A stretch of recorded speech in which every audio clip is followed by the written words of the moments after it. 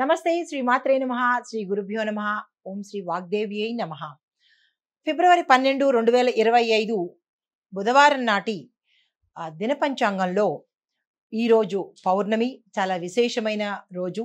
దీన్ని మాఘ పౌర్ణమి అని కూడా పిలుస్తారు, మహామాఘి అని కూడా పిలుస్తారు. ఈరోజు తప్పనిసరిగా ప్రతి ఒక్కళ్ళు విష్ణు సహస్రనామ పారాయణ తప్పనిసరిగా చేసుకోండి. మీ అనుష్ఠానం ఏదైతే ఉంటుందో ఈరోజు చేసుకున్నట్టయితే కనుక ఒక మంత్ర జపం కానీ లేదా ఒక మంత్రం కానీ ఈరోజు తప్పనిసరిగా చేసుకున్నట్టయితే కనుక విశేషమైన ఫలితాన్ని ఈరోజు పొందుతారు. ఆ దిశగా మీరు చూసుకోండి. చాలా చాలా పవిత్రమైన రోజు ఈరోజు. అయితే ఈరోజు పంచాంగం ప్రకారం చూసినట్టయితే క్రోధినామ సంవత్సరము, ఉత్తరాయణము, శిశిర ఋతువు, మాఘమాసం శుక్లపక్ష తిథి. ఈరోజు సూర్యోదయ సమయము ఉదయం 6:47 సూర్యాస్తమ సమయం సాయంత్రం 6:13 ఈరోజు తిథి పౌర్ణమి రాత్రి 7:27 వరకు ఉన్నది. తదుపరి పాడ్యమి తిథి ప్రవేశము. ఈరోజు నక్షత్రము ఆశ్లేష నక్షత్రము రాత్రి 7:35 వరకు. తదుపరి మఖ నక్షత్ర ప్రవేశము. ఈరోజు కనుక చూసినట్టయితే వర్జము ఉదయం 7:55 నుండి 9:35 వరకు. దుర్ముహూర్త సమయం మధ్యాహ్నం 12:07 నుంచి మధ్యాహ్నం 12:53 వరకు. రాహుకాల సమయం మధ్యాహ్నం 12:30 నుంచి మధ్యాహ్నం 1:56 వరకు. బ్రహ్మముహూర్త సమయము తెల్లవారుజామున 5:11 నుంచి తెల్లవారుజామున 5:59 వరకు. యమగండ కాలము ఉదయం 8:13 నుంచి 9:39 వరకు. అమృత ఘడియలు సాయంత్రం 5:59 నుంచి రాత్రి 7:39 వరకు. అభిజిత్ ముహూర్తము ఈ రోజు లేదు. ఇది ఈ రోజు పంచాంగము. నమస్తే. నమస్తే శ్రీ మాత్రే నమః.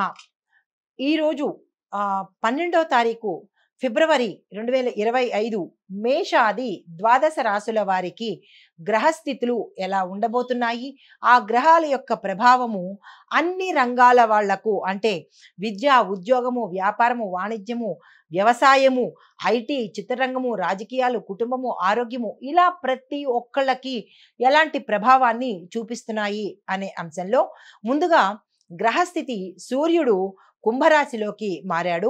చంద్రుడు తులారాశి, బుధుడు మకర రాశి, శుక్రుడు మీనరాశి, మంగళుడు కర్కాటక రాశి, గురుడు మేషరాశి, శని కుంభరాశి, రాహు మీనరాశి, కేతు కన్యా రాశిలో సంచారం చేస్తున్నారు. అయితే వీరి యొక్క సంచారం వల్ల ఈ మేషరాశిలో ఉండే వారికి ఎలా ఉండబోతోంది అనే అంశంలో ముందుగా విద్యార్థులను తీసుకున్నట్టయితే సామాన్యమైన ఫలితాలు గోచరిస్తున్నాయి. పరీక్షల్లో విజయం సాధించాలి అంటే వీరు తప్పనిసరి కృషి చేసుకోవాలి. ఉన్నత విద్యలకు అంటే కొత్త పై చదువులు చదవడానికి విదేశ విద్యలకు వీరికి అవకాశం వస్తుంది. దాన్ని మీరు జారవిడుచుకోకండి. ఉద్యోగస్తులకు కొత్త అవకాశాలు తలుపులు తడతాయి. పదోన్నతులు రావడానికి ఇది చాలా చక్కని సమయము. ప్రభుత్వ ఉద్యోగులు కొత్త బాధ్యతలను ఈరోజు స్వీకరించబోతున్నారు. తర్వాత వ్యాపార, వ్యవసాయ, వాణిజ్య రంగంలో ఉన్న వారికి లాభదాయకమైన ఒప్పందాలు వస్తాయి. వ్యవసాయంలో వర్షపాతానికి ఆటంకాలు కలిగే పరిస్థితి గోచరిస్తోంది. జాగ్రత్తలు తీసుకోండి. కొత్త పెట్టుబడులకు ఇది చాలా చక్కని సమయము. ఆ దిశగా ప్రయత్నాలు చేయండి. ఐటీ, చిత్రరంగంలో ఉన్న వాళ్ళకి కొత్త ప్రాజెక్టులు వస్తాయి. సృజనాత్మక రంగాలలో ఉండేవారు మాత్రము అంటే క్రియేటివిటీ డిపార్ట్మెంట్లో ఉండే వారికి మంచి గ్రోత్, డెవలప్మెంట్ కనబడుతోంది. ఫ్రీలాన్సింగ్ ద్వారా ఆదాయాలు మార్గాలు పెరుగుతాయి. రాజకీయ రంగంలో ఉన్న వారికి మీ నాయకత్వ నైపుణ్యాలకు సరియైన గుర్తింపు ఈ రోజు మీకు లభిస్తుంది.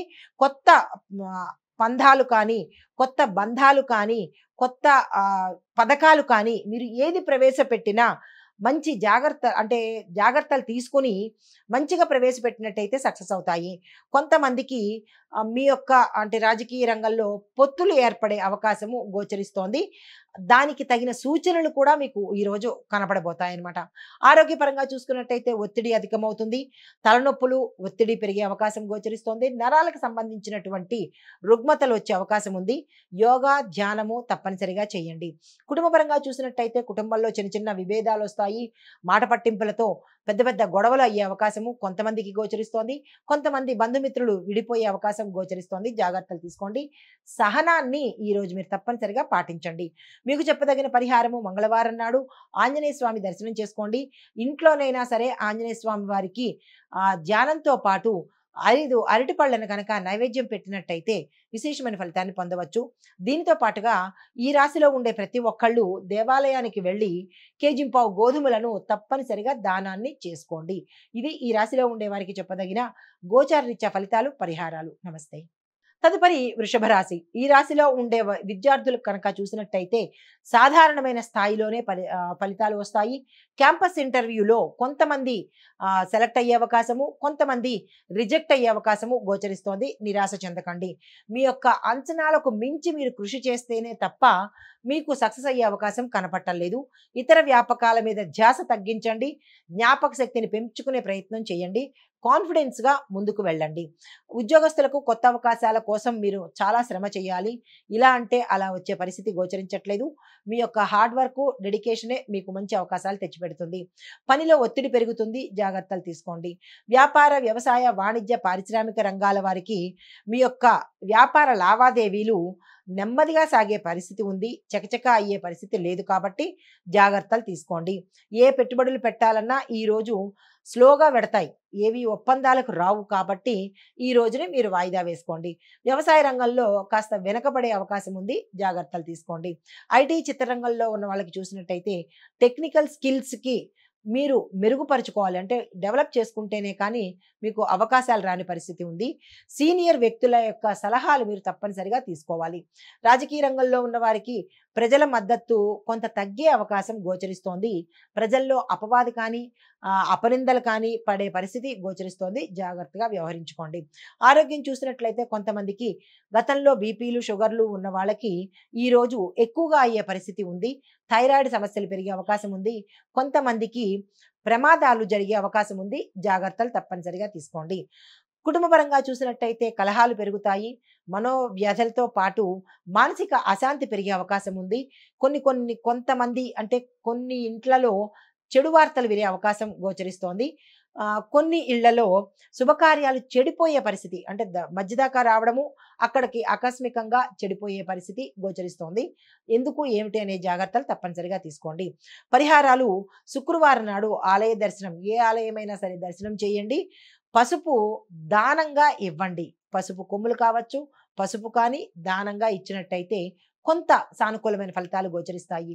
ఇవి ఈ రాశిలో ఉండే వారికి చెప్పదగిన గోచార రీత్యా ఫలితాలు, పరిహారాలు. నమస్తే. తదుపరి రాశి మిథున రాశి.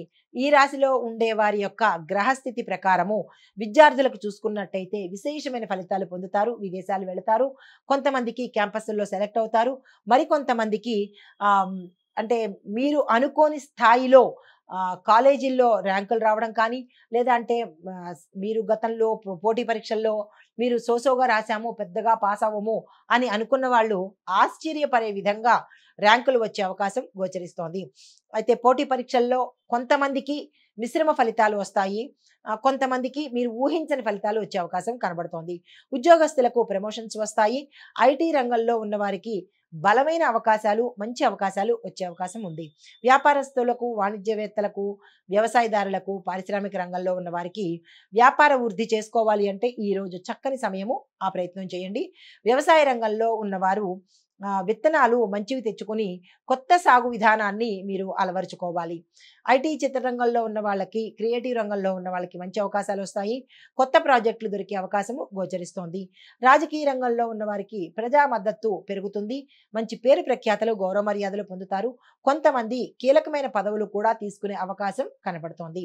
ఆరోగ్యపరంగా చూసినట్టయితే ఈ రాశిలో ఉండే వారికి కొంతమందికి మానసిక ఒత్తిడి పెరిగే అవకాశం ఉంది. గతంలో ఏవైనా తీవ్రమైన దీర్ఘకాలిక వ్యాధులు ఉన్నవారు జాగ్రత్తలు తీసుకోండి. డాక్టర్ల దగ్గరికి వెళ్ళడం తప్పనిసరి. కుటుంబపరంగా చూసినట్టయితే సంతోషకరమైన వార్తలు వింటారు. శుభవార్తలు వింటారు. శుభకార్యాలకు సంబంధించినటువంటి ప్రయత్నాలు ఈరోజు మీకు మంచి చేసే అవకాశం ఉంది. దీంతో పాటుగా స్థిరచరాస్తులను కొనుక్కునే అవకాశం కూడా ఈ రాశిలో ఉండే వారికి ఈ రోజు కనపడుతోంది. తరువాత ఆరోగ్య పరిస్థితి మానసిక ఒత్తిడి అని చెప్పుకున్నాం కదా! దానికి చిన్న పరిహారం చెప్తాను. మీరు ఈరోజు ధన్వంతరి మంత్రాన్ని తప్పనిసరిగా పారాయణ చేయండి. ధన్వంతరి మంత్రాన్ని తప్పనిసరిగా వినే ప్రయత్నం చేయండి. తరువాత మిగతా పరిహారాలు మిగతా అందరికీ కూడా బుధవారం నాడు కానీ, ఈరోజు కానీ గణపతిని ఆరాధన చేయండి. గణపతికి గరికమాలను సమర్పించండి. దీంతో పాటుగా ఎక్కడికి వెళ్ళినా ఆకుపచ్చ దుస్తులు తప్పనిసరిగా ధరించండి. మంచి జరిగే అవకాశం ఉంది. ఇది ఈ రాశిలో ఉండేవారికి చెప్పదగిన గోచార రీత్యా ఫలితాలు. నమస్తే.